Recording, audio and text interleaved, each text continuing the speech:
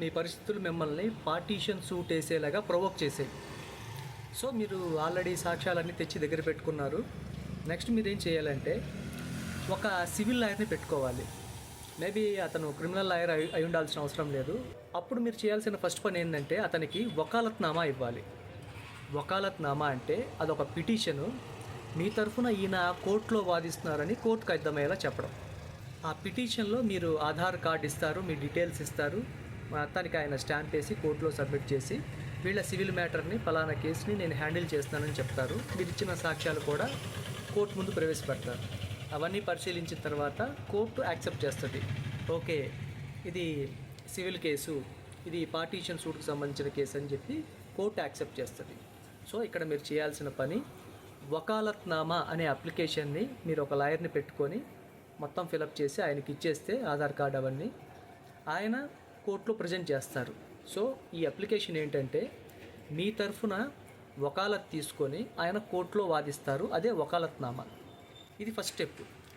మీకు అలా ఇష్టం లేదు, మీకు ఒక నాలెడ్జ్ ఉంది, మీరు తెలుసుకునే నాలెడ్జ్ మీకు ఉంది, క్యాపబిలిటీ ఉంది, మీ దగ్గర సాక్ష్యాలు ఉన్నాయి, మీకు ఎవరి మీద నమ్మకం లేదు, ఫర్ ఎగ్జాంపుల్ ఇది కేసు సెన్సిటివ్ అయితే, రెండో ఆప్షన్ కోర్టు ఏమి ఇస్తుందంటే పార్టీ ఇన్ పర్సన్ అనే పిటిషన్ ఉంటుంది. అంటే మీరే స్వయంగా కోర్టుకు వెళ్ళి మీ వాదనలు వినిపించవచ్చు, సాక్ష్యాలు మీరే నేరుగా సబ్మిట్ చేస్తారు జడ్జి గారికి. దాన్ని పార్టీ ఇన్ పర్సన్ అనే పిటిషన్ అది. ఇది జనరల్గా 5% పీపుల్ మాత్రమే యూజ్ చేస్తారు. ఎందుకంటే కోర్టు ప్రొసీడింగ్స్ అనేది అందరికీ తెలియదు. మ్యాక్సిమం 90-95% పీపుల్ ఏం చేస్తారంటే ఒక లాయర్ని పెట్టుకొని వకాలత్నామా ఆయనకి ఇచ్చేసి మా తరఫున కోర్టులో వాదించమని చెప్పేసి మనీ ఇచ్చేస్తారు, సాక్ష్యాలు ఇచ్చేస్తారు. కానీ అందరికీ తెలియని విషయం ఏంటంటే 5% పీపుల్ మాత్రమే యూజ్ చేసుకునేది పార్టీ ఇన్ పర్సన్ అనే పిటిషన్ కోర్టులో వేసి వాళ్ళే స్వయంగా వాదించుకోవచ్చు. ఇది సెకండ్ ఆప్షన్. మూడో ఆప్షన్ ఒకటి ఉంది. మీరు ఆల్రెడీ ఒక లాయర్ని పెట్టుకున్నారు, కానీ ఒకానొక స్టేజ్లో ఆయన బిజీ అయిపోయారు. బట్ మంచి లాయరే, అన్నీ బ్రహ్మాండంగా చేస్తున్నారు. కాకపోతే ఆయన బిజీ అయిపోయి కొన్ని ఇంపార్టెంట్ ఎవిడెన్స్లు దొరికినాయి. ఆ కేసు స్టేటస్ ఎలా ఉందంటే ఇది చాలా ఇంపార్టెంట్, బట్ మీకు ఇంపార్టెంట్ సాక్ష్యాలు దొరికినాయి. మీరు ఇమీడియట్గా కోర్టుకి చెప్పాలి, జడ్జి గారికి ఇవ్వాలి. ఆ టైంలో మీ లాయర్ గారు అవైలబుల్ లేరు, చాలా కాలం ఉండరు. అలాంటప్పుడు మీరు కోర్టుకి ఒక పిటిషన్ వేస్తారు, party in person without revoking vakalatnama. అంటే నేను మా లాయర్ని అలాగే ఉంచుకుంటాను, బట్ ఈ పర్టికులర్ సెగ్మెంట్లో మాత్రం మేము కోర్టుకి స్వయంగా అటెండ్ అయ్యి నేను సాక్ష్యాలు సబ్మిట్ చేస్తాను అని చెప్పి ఒక రిక్వెస్ట్ పిటిషన్.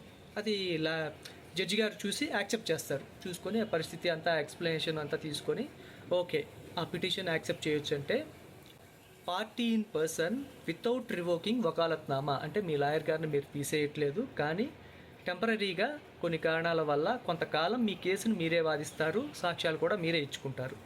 ఇది థర్డ్ కేటగిరీ. ఇది కూడా చాలా చాలా రేరు, ప్రతి కోర్టులో కూడా ఈ ఫెసిలిటీ ఉండదు. ఇంకొకటి వచ్చి చాలామందికి లాయర్ని పెట్టుకునేంత స్తోమత ఉండదు due to so many reasons. అందుకని న్యాయ వ్యవస్థ, భారతీయ న్యాయ వ్యవస్థ ఒక ఫెసిలిటీ ఇచ్చింది. NALSA, నల్సా అంటే national legal service authority, free aid అనమాట. ఇది ఫీమేల్స్ అందరికీ కూడా ఇది ఫ్రీ. సెకండ్ వచ్చి ఎవరికైతే ఏజ్ 18 బిలో ఉంటారో, పిల్లలకైనా బాబైనా పాపైనా 18 బిలో ఉన్న ప్రతి ఒక్కళ్ళకి ఇది ఫ్రీ. ఇంకొకటి మెంటల్లీ ఫిజికల్లీ సరిగ్గా లేని పీపుల్కి కూడా ఇది ఫ్రీ. తర్వాత SC/ST కేటగిరీకి చెందిన వాళ్ళకు కూడా ఇది ఉచితం. ఎవరికైతే ఇన్కమ్ 1 lakh కంటే తక్కువ ఉండి వైట్ కార్డు ఉంటుందో వాళ్ళకు కూడా ఫ్రీ లీగల్ ఎయిడ్ అనేది గవర్నమెంట్ ప్రొవైడ్ చేస్తుంది. లాయరు గవర్నమెంటే ఇస్తుంది, కోర్టు ఫీజులు కూడా గవర్నమెంటే కడుతుంది. ఈ నల్సా అనేది చాలా యూస్ఫుల్. ఎవరికైతే లాయర్ని పెట్టుకోలేరో వాళ్ళు ఖచ్చితంగా ఈ సర్వీస్ని యూజ్ చేసుకోవచ్చు.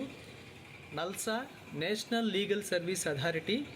ఫీమేల్స్ అందరూ ఎలిజిబులే, అండర్ 18 వాళ్ళందరూ ఎలిజిబులే, మెంటల్లీ ఫిజికల్లీ సరిగా లేని వాళ్ళందరూ ఎలిజిబులే, SC/ST కేటగిరీకి చెందిన వాళ్ళందరూ ఎలిజిబులే.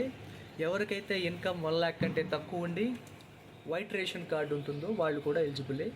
ఈ సర్వీస్ని ఉపయోగించుకొని మీకు కావాల్సిన సివిల్ కేసులు, క్రిమినల్ కేసులు లాయర్ని పెట్టించుకోవచ్చు.